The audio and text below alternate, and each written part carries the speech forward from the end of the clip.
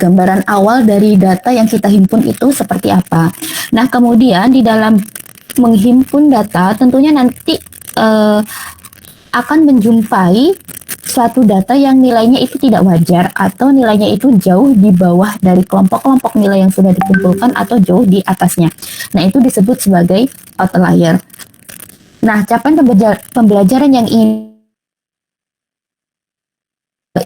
harapkan dari pertemuan ini adalah nanti kalian diharapkan mampu mendeskripsikan data khususnya dalam menghitung ukuran-ukuran statistika.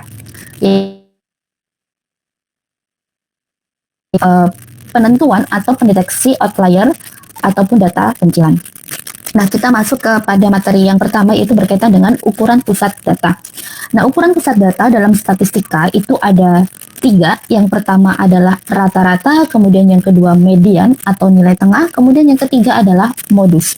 Nah, rata-rata ini proses mencarinya yaitu membagi keseluruhan jumlah nilai dengan banyaknya data, sehingga pusat data kalau misalkan kita melihat dari rata-rata itu bukan berada di tengah-tengah, tetapi bisa saja ke kiri ataupun condong ke kiri ataupun condong ke kanan. Jadi posisinya untuk rata-rata ini adalah fleksibel tergantung jumlahan data yang kalian himpun, mulai dari jumlah totalnya. Nah, di dalam rata-rata ini hasilnya itu dipengaruhi oleh nilai ekstrim atau outlier. Jadi kalau misalkan ada nih 100 data, kemudian ada 5 data yang nilainya itu beda, paling beda dari nilai-nilai yang lain, misal jauh di kiri atau jauh di kanan. Nah, itu nanti akan merubah posisi rata-rata atau merubah nilai rata-rata yang diperoleh meskipun jumlahnya itu sama. Nah, kemudian untuk median ini merupakan nilai tengah. Berarti kalau dikatakan nilai tengah, median ini membagi data menjadi 2 bagian yang sama banyak. Nah, formula dari letak median itu adalah xn plus 1 dibagi 2. Berarti nanti banyaknya data itu ada berapa, ditambahkan 1 baru dibagi 2. Ini adalah menunjukkan letak mediannya. Berarti posisi dari data yang sudah diurutkan. Jadi nanti di sini untuk mendapatkan median kita harus mengurutkannya dari terkecil ke terbesar terlebih dahulu, baru kita cari posisi letak mediannya di mana. Nah, sudah mendapatkan letak median, baru kita nanti bisa menghitung nilai mediannya itu berapa. Nah, ukuran pusat berikutnya itu adalah modus. Modus ini menunjukkan bahwa digunakan untuk mengetahui nilai yang paling sering muncul dalam data itu nilai berapa saja atau datum ke berapa saja. Nah, di sini untuk modus itu dapat dipakai untuk data metrik dan non-metrik. Maksud dari data metrik dan non-metrik itu adalah kalau metrik itu data yang berbentuk kuantitatif, sedangkan non-metrik ini adalah bentuk data yang kualitatif atau berupa kategori. Nah, sedangkan ini berarti nanti data yang mempunyai skala pengukurannya itu adalah interval dan rasio, sedangkan non-metrik ini adalah nominal atau ordinal. Nah, untuk mean dan median ini hanya berlaku untuk data metrik. Jadi, kalau misalkan kalian itu mempunyai data yang berupa data sifat, misalkan data berkaitan dengan tingkat pendidikan. Jadi data tingkat pendidikan dalam suatu wilayah. Nah, berarti nanti untuk mendeskripsikan data itu kalian hanya bisa menggunakan modus untuk ukuran statistikanya, sedangkan rata-rata dan medianya itu tidak. Kecuali kalau misalkan diketahui nih lama belajar dari setiap kelompok ataupun setiap penduduk yang sudah dihimpun datanya. Nah, itu baru bisa nanti kita olah menjadi rata-rata ataupun kita cari medianya. Tetapi kalau misalkan hanya SD lulusan SD jumlahnya sekian, lulusan SMP sekian, lulusan SMA sekian, dan seterusnya. Berarti nanti kita hanya bisa mengukurnya dengan modus. Nah, di sini ada hubungan antara min dan median. Kalau misalkan min dan median itu bernilai sama, jadi nilai median dan nilai minnya itu sama, maka data dapat dikatakan dia simetris. Berarti nanti antara ruas kiri dan ruas kanan dari min ataupun median itu jumlah nilainya itu kalau diukur itu sama atau berimbang, sama besar atau berimbang. Nah, sedangkan apabila nilai rata-ratanya itu lebih kecil daripada median, maka disebut data tersebut menceng kiri atau left skew. Nah, di sini mengindikasikan bahwa terdapat satu atau beberapa nilai yang tidak wajar di sebelah kiri. Jadi kalau misalkan di sini yang paling banyak misalkan nilainya adalah antara 50 sampai 80. Ini yang paling banyak. Nah, kemudian di sini ada nilai yang jaraknya itu jauh-jauh. Nah, misalkan di sini 20 orang nilainya itu antara 50 sampai 80. Nah, kemudian kalau di sini ini 20 orang, ini 20 orang, nilainya itu misalkan dari 0 sampai 50. Nah, berarti jaraknya itu jauh-jauh, sedangkan ini kan kalau kita lihat range-nya itu adalah sebesar 30 satuan, sedangkan ini range-nya adalah 50 satuan. Nah, maka dari itu berarti nanti kemungkinan kalau terjadi left skew atau menceng kiri itu terdapat outlier atau data pencilan di sebelah kiri. Nah, kalau misalkan right skew atau dia disebut menceng kanan, itu berarti nanti terdapat beberapa nilai atau satu nilai yang besar, yang lebih besar daripada nilai-nilai yang lain. Itu berada di sebelah kanan. Jadi misalkan di sini kebanyakan nilainya itu misalkan dari misalkan 30 sampai 50. Nah, sedangkan ini 50 sampai 100. Nah, di sini rentangnya 50, sedangkan di sini rentangnya adalah 20 atau range-nya. Jadi nanti kalau right skew itu berarti nanti ada pencilan di sebelah kanan atau outlier di sebelah kanan, sehingga menyebabkan data itu tidak simetris. Meskipun banyaknya data atau jumlahan yang mendapatkan nilai antara kiri dan kanan itu sama, misalkan sama-sama 20. Ini 20 orang, ini 20 orang, 20 orang, 20 orang, kemudian 20 orang, 20 orang. Namun rasio ataupun perbandingan nilainya itu berbeda jauh, atau rentang antara nilai minimum dan maksimum di 20 kiri dengan 20 kanan itu berbeda kalau left skew dan right skew. Kalau untuk yang simetris itu sama besar. Nah, di sini ada contoh untuk menghitung ukuran pusat. Tadi ukuran pusat yang pertama itu adalah min. Nah, untuk min itu kita tidak perlu mengurutkan data, tetapi kalau kita ingin mencari median, kita harus mengurutkan data. Nah, ini yang pertama kita cari dulu minnya. Formulanya adalah X bar sama dengan sigma I dari 1 sampai N. Nah, ini kita hitung banyaknya data ada berapa.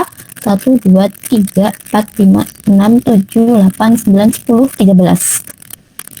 Dari XI dibagi N. N-nya ada 13. Nah, berarti nanti di sini kita menghitung jumlahan nilai. Kalau ada sigma berarti kita menghitung jumlahan nilai dari nilai pertama sampai nilai terakhir. Nah, kita jumlahkan 19, 26, 34, 41, 47,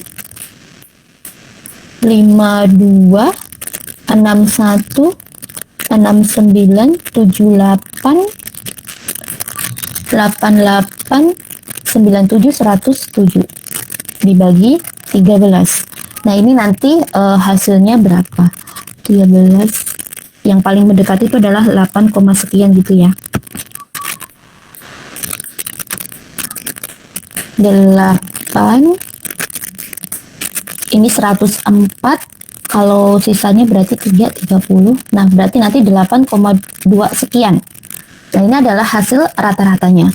Kemudian untuk median, di dalam proses mencari median itu kita harus mengurutkan datanya terlebih dahulu. Berarti kita urutkan dari yang terkecil ke terbesar. Di sini yang paling kecil adalah 5.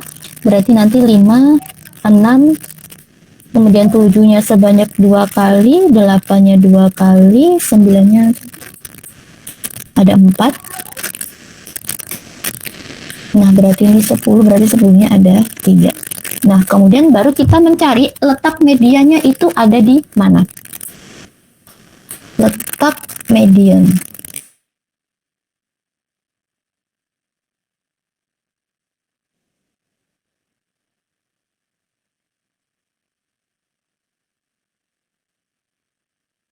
Berarti nilainya berapa? Kita cek X ke 7. 1, 2, 3, 6.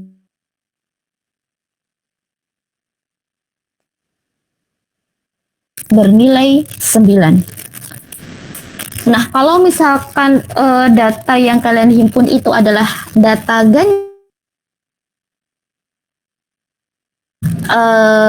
nilai posisi ganjil. Tapi kalau misalkan datanya itu berjumlah genap, berarti nanti letak medianya itu di antara data ganjil dan data genap.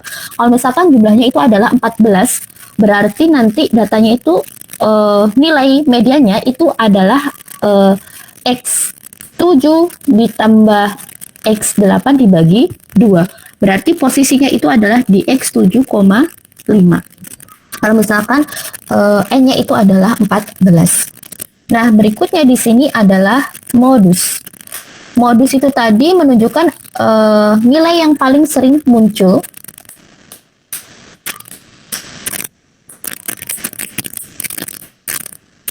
Berarti kita lihat frekuensi yang paling banyak.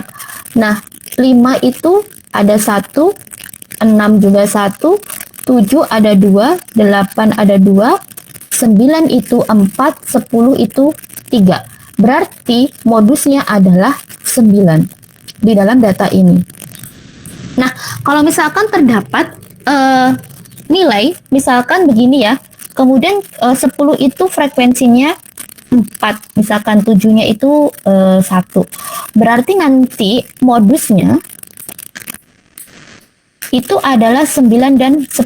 Kita mengikuti konsep bimodal atau multimodal di dalam ukuran statistika. Jadi ketika terdapat frekuensi tertinggi dari kelompok data tersebut atau dari nilainya tersebut itu lebih dari 1, berarti itu adalah modusnya. Kecuali kalau misalkan di sini frekuensinya adalah 4 semua atau 2 semua, berarti itu data tidak mempunyai modus. Jadi ketika kita bisa menghitung modus atau mencari modus ketika ada nilai yang mempunyai frekuensi beda dari nilai-nilai yang lain dan itu merupakan frekuensi tertingginya. Jadi kalau misalkan di sini ada data 5-nya 1, 6-nya 1, ini 7-nya tadi 2 ya. Kemudian ini 3. Nah, kalau misalkan di sini 10-nya ini ada tambahan lagi menjadi 4, berarti nanti modusnya itu adalah 9 dan 10. Nah, kalau misalkan frekuensinya 4 semua, berarti tidak ada modus. Nah, jadi di sini modus itu bisa ada ataupun tidak di dalam satu set data. Oke, dari ukuran pusat ini ada yang ingin ditanyakan?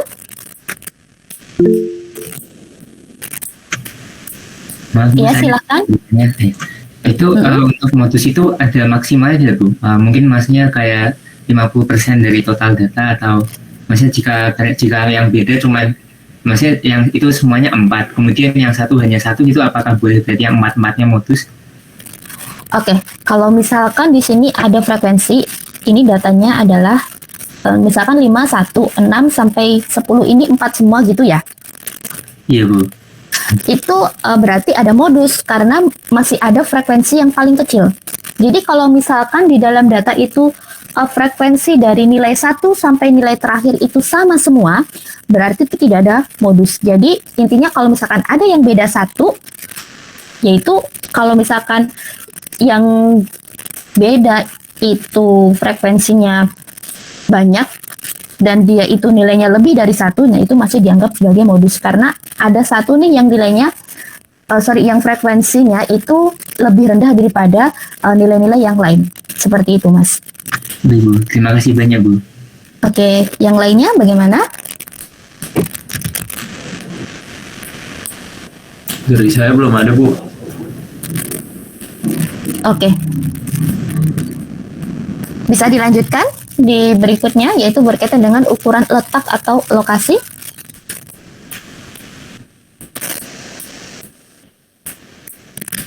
Bisa, Bu. Bisa, Bu. Bu. Oke, baik, saya lanjutkan ya. Nah, berikutnya itu adalah ukuran letak. Nah, di dalam ukuran letak itu ada tiga macam atau tiga klasifikasi. Yang pertama ada kuartil, yaitu membagi data menjadi 4 bagian yang sama besar. Berarti nanti di sini kuartil ada nih di 25% pertama, kemudian 25% kedua, 25% ketiga, dan 25% keempat. Nah, berarti nanti kuartil yang dicari itu ada 3. Karena kita ingin membagi 4 bagian yang sama banyak. Nah, lokasi kuartil ini formulanya adalah ini pakai X ya. X ke I dikalikan N plus 1 dibagi 4. Nah, kuartil kedua ini sama dengan median. Berarti nanti untuk kuartil pertama, misalkan saya punya data nih, kuartil pertama itu nilainya ya. Nilai kuartil pertama adalah 10. Berarti ini menunjukkan bahwa nilai maksimum dari 25% pertama, ini dari data ya, 25% pertama atau terbawah, saya tuliskan terbawah saja, 25% data terbawah adalah 10. Jadi nilai maksimum dari 25% data pertama atau terbawah ini adalah 10. Kalau misalkan saya punya kuartil ketiga itu nilainya adalah 10. Berarti ini menunjukkan bahwa nilai minimum dari 25% data teratas adalah 10. Jadi di sini batas nilai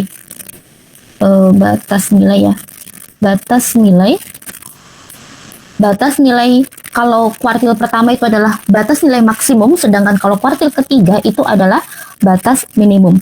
Nah, posisi di antara kuartil pertama dan kuartil ketiga itu adalah nilai-nilai yang masuk ke dalam kelompok kuartil kedua.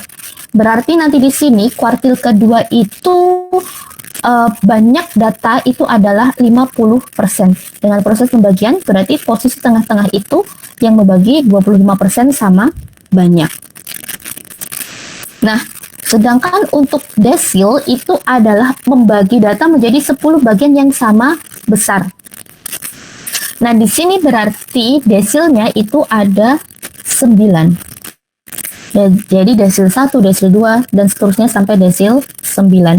Nah, di sini desil kelima itu sama dengan median atau sama dengan kuartil kedua. Formula untuk desil ini adalah XI dikalikan N plus 1 dibagi 10. Nah, sedangkan persentil ini adalah membagi data menjadi 100 bagian sama besar atau sama banyak. Berarti nanti di sini jumlah persentil itu ada 99 persentil. Nah, di sini formulanya ini salah ya. Ini DI. Formula yang benar itu adalah lokasi PI sama dengan XI dikalikan N plus 1 dibagi 100, bukan per 10. Jadi kalau persentil formulanya adalah pembaginya 100, bukan 10. Nah, ini adalah 3 ukuran lokasi. Nah, di sini ada contoh Carilah kuartil pertama, ketiga, desil 5, dan persentil 55 dari data yang sudah disediakan. Nah, di sini masih sama ya. Kita urutkan dulu. 5, 6, 7, 7, 8, 8, 9, 4 kali. Kemudian 10, 10, 10. Nah, di sini diminta desil 5. Kalau misalkan di dalam soal yang diminta itu dalam misalkan carilah desil 5 kuartil kedua atau median dan persentil 50. Berarti kalian cukup mencari salah satu saja karena ketiga nilai tersebut itu posisinya adalah sama, yaitu di tengah-tengah data. Sehingga kalau misalkan kalian tulis cari desil 5 itu sama dengan median. Berarti nanti tadi itu di X7 ya.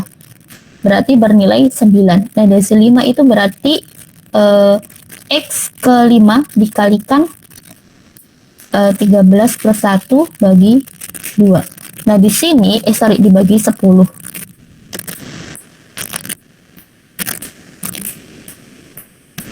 Nah, berarti nanti di sini X70 dibagi 10, yaitu X7. Sama ya, bernilai 9.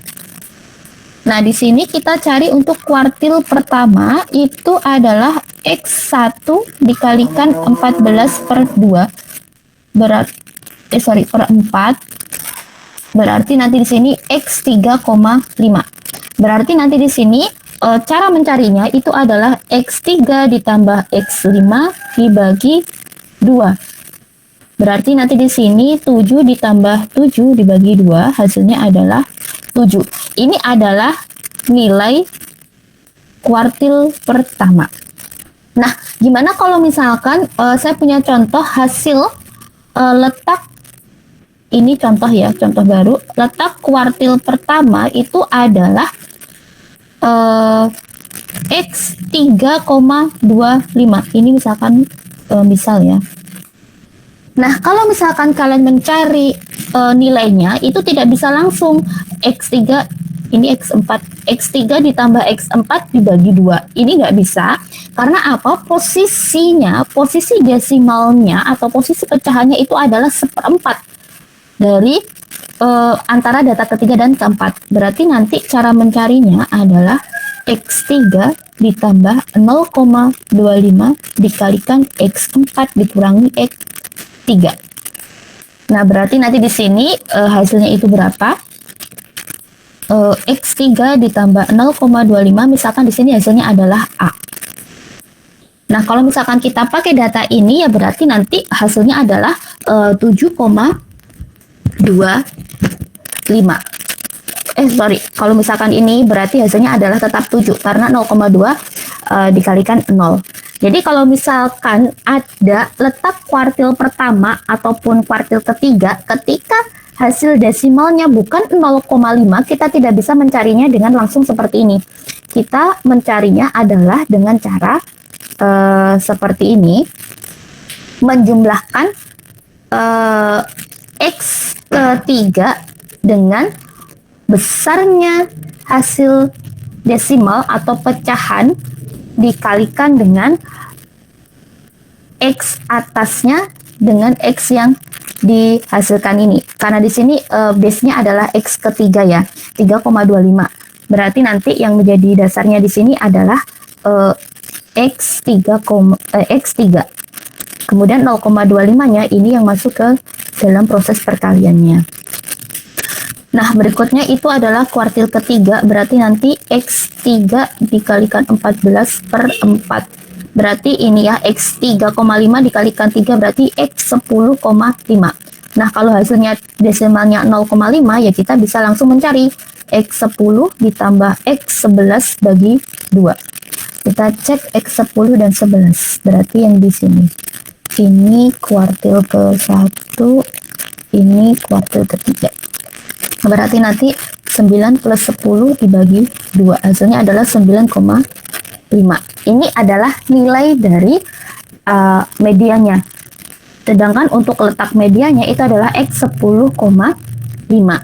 Nah, kemudian yang terakhir adalah persentil 55. Berarti nanti X 55 dikalikan 13 plus 1 bagi 4. Bagi 100, sorry ya. Ini berarti berapa hasilnya?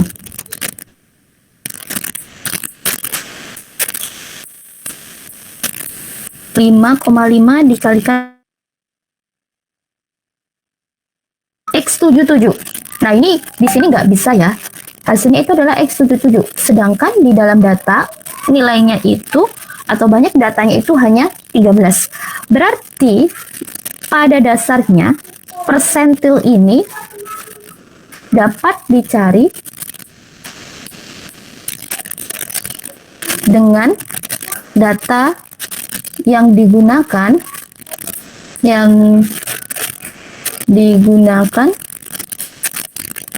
minimal adalah 100. Ini adalah yang paling ideal. Tapi kalau misalkan yang diminta ketika datanya itu adalah paling banyak itu adalah 13. Nah, kalau misalkan kita diminta untuk mencari misalkan P5 gitu, ini masih bisa dicari karena hasilnya itu nanti adalah sama dengan X0 X ke 0,7. Nah, ini nggak bisa juga. Berarti nanti untuk persentil, kalau misalkan datanya itu di bawah 100, persentil-persentil yang bisa itu ya tentunya adalah persentil-persentil yang posisinya itu di antara data pertama sampai data terakhir yang kurang dari 100 tersebut.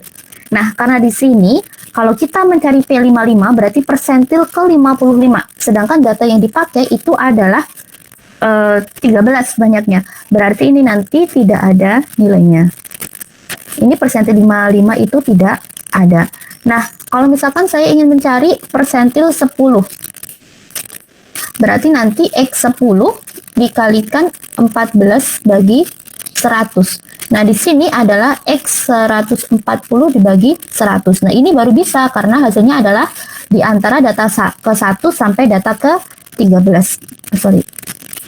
Berarti ini nanti X 1,4. Nah, berarti nilai persentil 10 adalah X1 itu 5 ditambah 0,4 dikalikan 6 dikurangi 5. Berarti nanti hasilnya adalah 5,4. Sorry, keluar sendiri.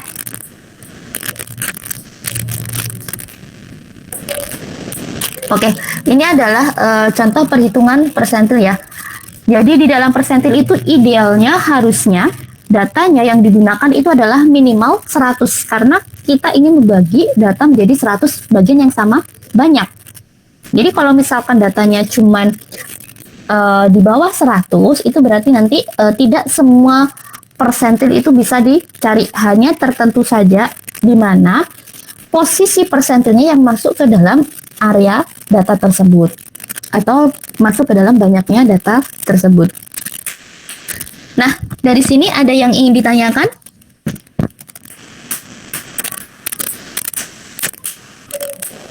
(7,7). Oke, terima kasih Mas. Iya, sama Bu. Berarti nanti di sini adalah X7 ditambah 0,7 dikalikan X8 dikurangi X7 ya. Nah, ini nanti berarti X7 itu berapa? 9 ya tadi. 9 ditambah 0,7 dikalikan 0 karena 9 dikurangi 0. Berarti nanti persentil 55 itu adalah bernilai 9. Oke. Nah, kalau misalkan di Excel itu untuk mencari kuartil dan persentil itu bisa kalian menggunakan formula. Untuk yang kuartil itu adalah kuartil.exc. Nanti range-nya dari berapa sampai berapa? Misalkan di sini dari A1 sampai A13 dengan nilai kuartilnya yang diminta misalkan kuartil 1. Nah, ini nanti hasilnya berapa, kalian tinggal enter. Kemudian kalau misalkan persentil itu kalau di Excel nanti kalau datanya itu kurang dari 100 itu nggak bisa dicari. Nah, sebentar saya coba stop screen dulu. Di sini itu sudah saya kasih di ini ya, di LMS sudah ada. Nah, di sini misalkan datanya itu ada 16. Nah, kemudian ini ada tambahnya. Seharusnya di sini untuk rata-rata ini sampai ke 16. Nah, kemudian nanti kalian tinggal mencari banyaknya data ini ada berapa. Jumlahnya berapa itu dengan menggunakan formula summary.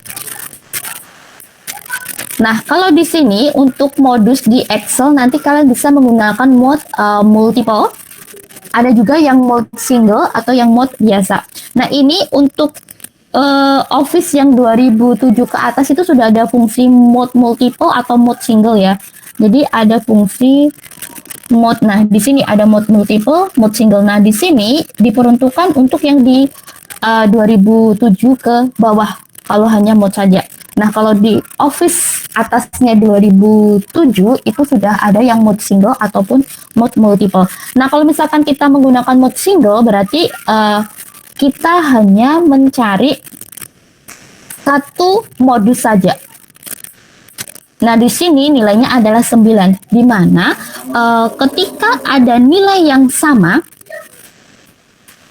misalkan ada dua nilai dengan frekuensi yang sama besar, yaitu misalkan 4, berarti nanti yang diambil itu adalah nilai yang pertama muncul di dalam datanya ini. Jadi ternyata yang pertama itu adalah 9, maka yang dituliskan di sini mode singlenya adalah 9. Tetapi kalau kita menggunakan mode multiple itu nilainya akan muncul lebih dari 1 sesuai dengan frekuensi yang paling banyak itu berapa. Nah, di sini adalah contoh kuartilnya ya. Kita menggunakan formula kuartil EXC. Nah, di dalam Excel itu fungsi desil tidak ada.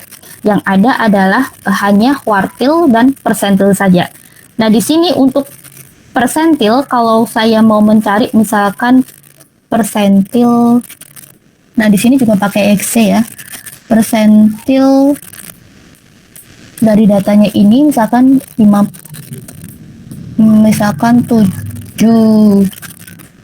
seperti yang contoh tadi ya.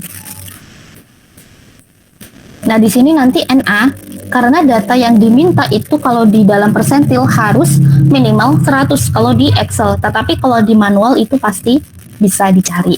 Asalkan persentil yang kita pakai itu adalah letaknya itu masih di antara data pertama sampai data terakhir yang kalian gunakan.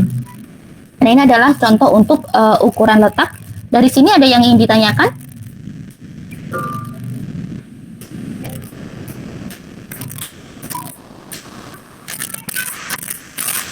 Belum ada, Bu. Keragaman data. Nah, ukuran keragaman data itu ada mulai dari range sampai nanti koefisien variansi. Nah, di dalam ukuran keragaman data ini sama seperti rata-rata atau mean, dipengaruhi oleh nilai outlier atau data penjilat. Nah, untuk ukuran keragaman atau ukuran penyebaran data yang paling simple itu adalah range.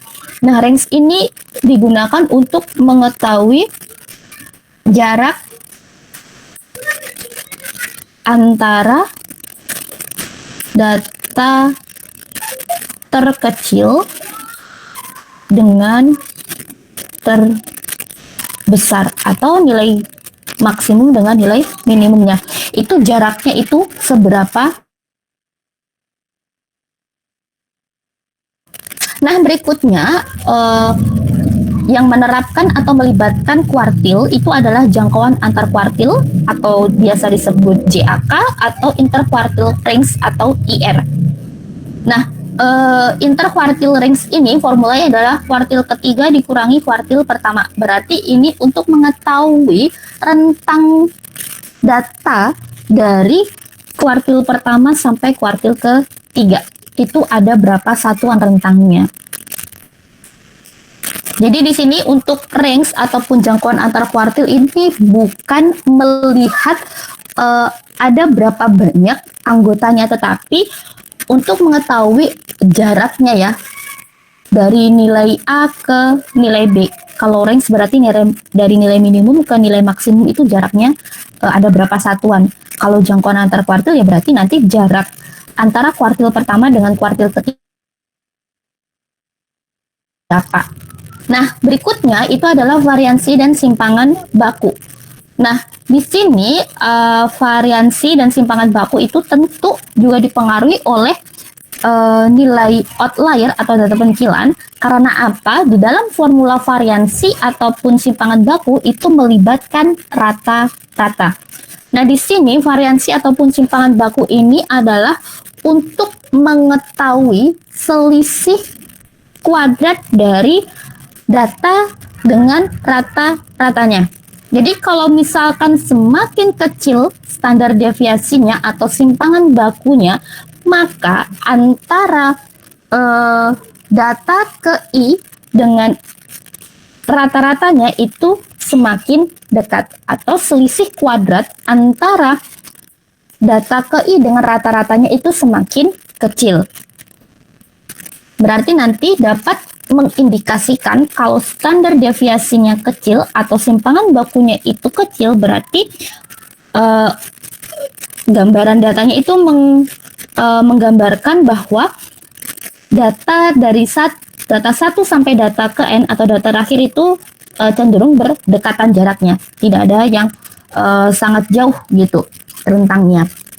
Nah, sedangkan kalau misalkan standar deviasinya itu besar atau simpangan bakunya itu besar, berarti mengindikasikan selisih kuadrat antara data ke I dengan rata-ratanya itu juga semakin besar. Berarti ini mengindikasikan ada beberapa nilai yang rentangnya itu sangat jauh dari kelompok-kelompok nilai yang lainnya. Nah, di sini berikutnya, ukuran keragaman berikutnya itu adalah koefisien variansi. Nah, koefisien variansi ini digunakan untuk mengetahui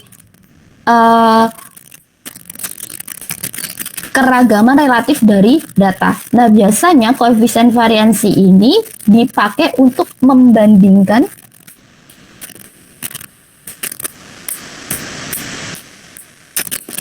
antara dua kelompok atau lebih. Nah, koefisien variansi ini selalu dalam bentuk persentase. Jadi kalau misalkan kelompok A itu koefisien variansinya misalkan sebesar 5%, sedangkan kelompok B itu sebesar 7%.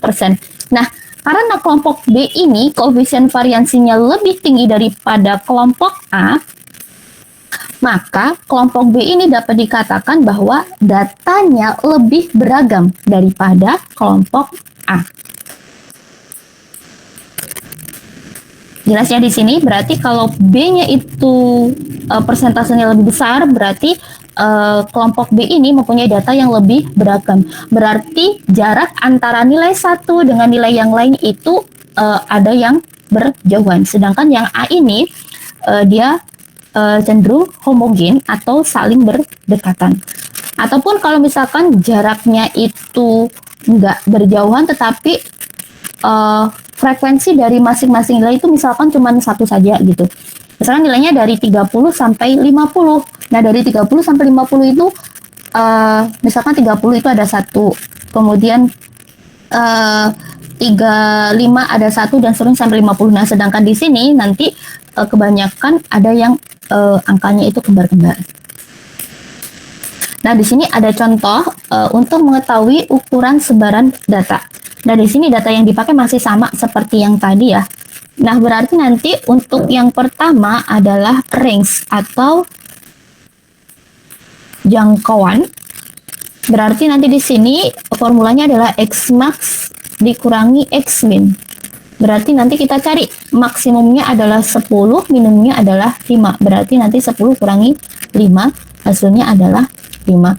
Kemudian di sini yang kedua itu adalah JAK atau jangkauan antar kuartil atau interquartile range. Ini biasa juga ada yang menuliskan Q. Nah, di sini berarti Q3 dikurangi Q1. Tadi Q3-nya adalah 9,5, Q1-nya adalah 7. Berarti nanti berapa ini hasilnya? 2,5 ya. Jarak antara kuartil ketiga dengan kuartil ke-1 itu adalah sebesar 2,5 satuan. Nah, berikutnya adalah varian. Tadi untuk X bar-nya itu adalah 8,2 sekian. Nah, berarti nanti di sini untuk mencari varians itu adalah X kuadrat, formulanya adalah sigma dari 1 sampai ke 13, karena datanya ada 13, XI dikurangi X bar dikuadratkan dibagi dengan N-1. Berarti nanti dibagi 12 ya, N-1. Nah, di sini berarti nanti mulai dari, saya tulis mulai dari yang terkecil ya, 5 dikurangi 8,2 kuadrat ditambah 6 dikurangi 8,2 kuadrat ditambah 7, itu ada 2 frekuensinya, berarti nanti kalian bisa menuliskan 2 dikalikan 7 dikurangi 8,2 kuadrat ditambah 8 juga ada 2 ditambah, nah di sini 4 untuk 9, sedangkan 10 itu ada 3 dibagi dengan 12. Nah, kalau misalkan untuk di Excel itu berarti nanti kalian menggunakan formula varians yang S. Nah, ini adalah kalau misalkan kalian ini ya, mencarinya dengan cara manual. Kalian harus tahu dulu X bar-nya ada berapa. Tadi X bar-nya adalah ini ya, kalau di data ini adalah 6,5. Nah, di sini kita cari dulu XI min X bar-nya untuk masing-masing data itu berapa, kemudian dikuadratkan. Nah, hasil kuadratnya itu dijumlahkan, totalnya ada berapa. Nah, di sini varians kita bisa menggunakan formula var.s. Karena di sini data yang kita gunakan berbicara dengan sampel, maka di sini pakai var.s. Tetapi kalau misalkan data yang kalian himpun itu merupakan data populasi, berarti nanti kalian menggunakan formula var.p. Nah, ini adalah hasilnya ya. Kalau misalkan data yang di sini itu hasilnya adalah sekian. Berarti nanti simpangan bakunya itu kita menggunakan formula stdef kalau di Excel. S itu S adalah menunjukkan sampel, sedangkan populasi itu nanti pakai .p. Nah, di sini stdef.p. Nah, pakai yang ini. Karena di sini datanya adalah data sampel, berarti kita menggunakan stdef.s, atau bisa juga kalian menggunakan formula SQRT ya, square root dari variansnya. Nah, kalau misalkan di data ini berarti ya kita tinggal cari hasilnya ini berapa. Berarti nanti di sini 5 dikurangi 8,2 itu berarti sekitar 2,8 bukan? Atau 3,2? Ini 3,2 ya. Minus 3,2 kuadrat ditambah ini berarti minus 2,2 kuadrat ditambah 2 dikalikan minus 1,2 kuadrat ditambah 2 dikalikan ini 0,8 ya, minus 0,2 minus 0,2 kuadrat ditambah 4 dikalikan, nah ini 0,8 kuadrat ditambah 3 dikalikan 1,8 kuadrat, baru dicari hasil kuadratnya berapa, kemudian dijumlahkan dibagi 12. Ini nanti hasilnya berapa. Nah,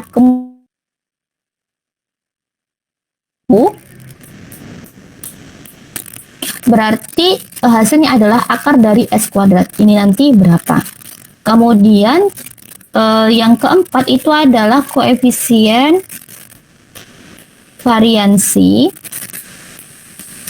Ini formulanya adalah S dibagi X bar dikalikan 100%. Berarti nanti di sini S-nya adalah, misalkan di sini hasilnya A gitu ya. Ini misalkan B. Nah, di sini nanti A per X barnya adalah 8,2 dikalikan 100%. Kemudian di sini misalkan hasilnya berapa persen. Nah, kalau misalkan hasilnya itu di bawah 50%, itu variansinya itu atau keragaman datanya itu masih dianggap rendah. Sedangkan kalau sudah di atas 50% itu dapat dikatakan keragaman tinggi. Semakin dekat ke 100% itu berarti keragamannya itu benar-benar tinggi, atau datanya itu memang nggak ada yang sama, nggak ada yang sama-sama, nggak ada yang sama sekali. Kemudian jaraknya itu biasanya juga jauh-jauh, atau rentangnya itu jauh-jauh, seperti itu. Nah, dari ukuran keragaman atau penyebaran data ada yang ingin ditanyakan? Ya. Nah, deteksi outlier ini kaitannya adalah untuk mengetahui apakah ada data pencilan di dalam satu set data yang kalian himpun. Nah, di sini data pencilan itu mempengaruhi nilai rata-rata ataupun keragaman data. Nah, di sini untuk mendeteksi data pencilan, langkah pertama yang harus kalian lakukan adalah mengurutkan data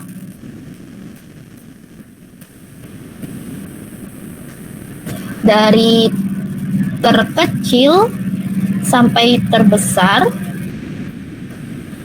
Kemudian yang kedua itu adalah mencari kuartil pertama dan kuartil ketiga. Karena apa? Di dalam proses mencari outlier atau deteksi outlier itu melibatkan kuartil pertama dan kuartil ketiga. Nah, setelah itu kita cari batas pagar dalam. Nah, kita cek, misalkan di sini adalah pagar dalam yang sebelah kiri itu pagar dalam 1, kemudian yang sebelah kanan itu pagar dalam 2. Kalau misalkan data yang kalian himpun itu berada di sini semua, misalkan begini ya posisinya, berarti ini mengindikasikan bahwa tidak ada pencilan atau tidak ada outlier. Apabila data itu berada di luar pagar dalam, baik yang sisi kiri maupun sisi kanan, itu menunjukkan bahwa ada outlier. Nah, untuk mengindikasikan apakah outlier itu outlier minor atau mayor, jadi di sini outlier itu ada dua macam, ada outlier minor dan outlier mayor. Kalau misalkan posisi datanya itu di antara pagar luar pertama dengan pagar dalam pertama, maka di sini disebut sebagai pencilan minor atau outlier minor. Nah, di sini juga untuk antara pagar dalam 2 dengan pagar luar 2 itu disebut sebagai outlier minor. Nah, kalau misalkan nilai yang kalian himpun itu lebih tinggi daripada pagar luar 2, berarti misalkan posisinya adalah di bagian sini, atau kurang dari pagar luar 1, maka data ini disebut sebagai outlier mayor. Nah, berarti nanti di sini kalau misalkan di dalam pagar dalam itu, kalau misalkan kita sudah mendapatkan batas pagar dalam dan ternyata semua data itu masuk ke dalam pagar dalam, kalian tidak perlu mencari pagar luarnya. Berarti di sini tidak ada outlier. Nah, kalau misalkan ada satu nilai atau dua nilai itu berada di sisi kanan pagar dalam, berarti kalian cukup mencari salah satu pagar luar saja. Tergantung dia itu berada di sisi kanan atau berada di sisi kiri. Kalau misalkan berada di sisi kiri, berarti kalian cukup mencari pagar luar pertama. Atau kalau misalkan di sisi kanan, berarti kalian cek pagar luar 2. Kalau misalkan nilainya itu ternyata di antara pagar dalam dengan pagar luar, berarti itu termasuk outlier minor, baik di sisi kiri maupun di sisi kanan ya. Kalau di luarnya berarti outlier mayor. Nah, di sini ada contoh, misalkan ada data seperti ini. Nah, berarti nanti kita harus mengurutkan terlebih dahulu. Ini untuk deteksi outlier atau data pengkilan. Nah, di sini yang paling kecil adalah 4, kemudian 5, kemudian 6, kemudian ada 7-nya 2, kemudian 8-nya ada 2, kemudian 9-nya 1, 2, 3, 4, kemudian 10-nya ada 1, dan terakhir 30. Nah, di sini kita ingin mengetahui apakah ada outlier atau tidak. Kita cari kuartil pertamanya. Kuartil pertama berarti X ini 13, 1, 2, 3, 4, 5, 6 ya. X 14 per 4 berarti X 3,5. Nah, nilai X 3,5 itu adalah ini ya, kuartil pertama. Berarti 6 plus 7 bagi 2 hasilnya adalah 6,5. Ini nilai kuartil pertamanya. Kemudian kuartil ketiga itu adalah X 3 dikalikan 14 bagi 4. Berarti X 10,5. Nah, X 10,5 itu di sini berarti 9 plus 9 bagi 2 hasilnya tetap 9. Kemudian nah, di dalam formula untuk mendapatkan pagar dalam itu ada JAK-nya atau jangkauan antar kuartilnya, berarti nanti Q3 dikurangi Q1 hasilnya 9 dikurangi 6,5.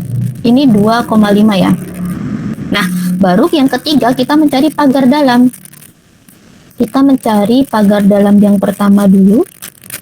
Berarti nanti kuartil pertama dikurangi 3 per 2 itu sama dengan 1,5 dikalikan jangkauan antar kuartil. Nah, berarti nanti di sini 6,5 dikurangi 1,5 dikalikan 2,5. 1,5 dikalikan 2,5. 15 kali 25 berarti 375. Nah, di sini 3,75 hasilnya. 6,5 dikurangi 3,75. Berapa ini hasilnya?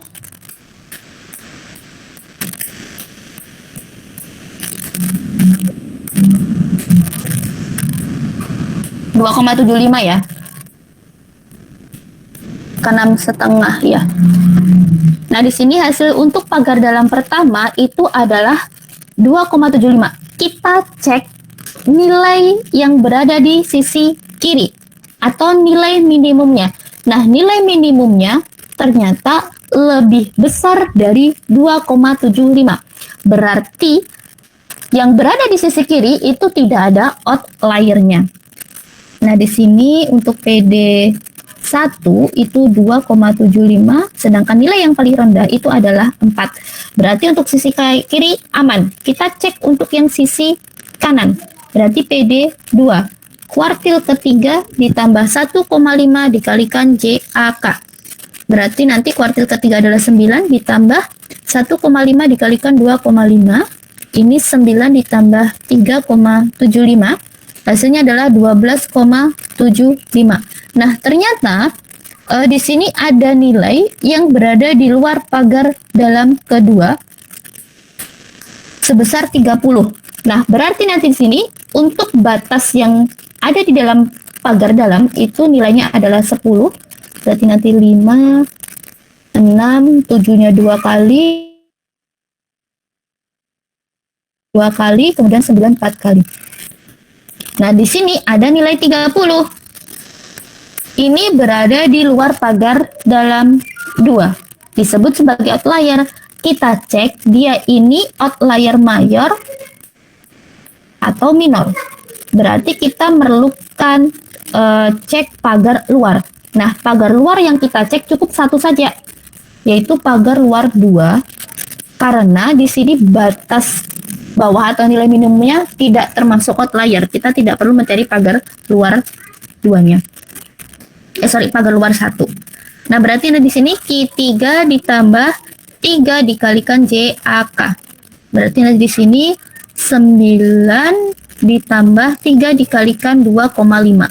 Nah, di sini berarti 9 ditambah 7,5. Nah, 16,5. Berarti nanti di sini posisinya ada di sehingga 30 ini merupakan outlier mayor. Nah, ini cara mendeteksi outlier. Oke, dari sini ada yang ingin ditanyakan?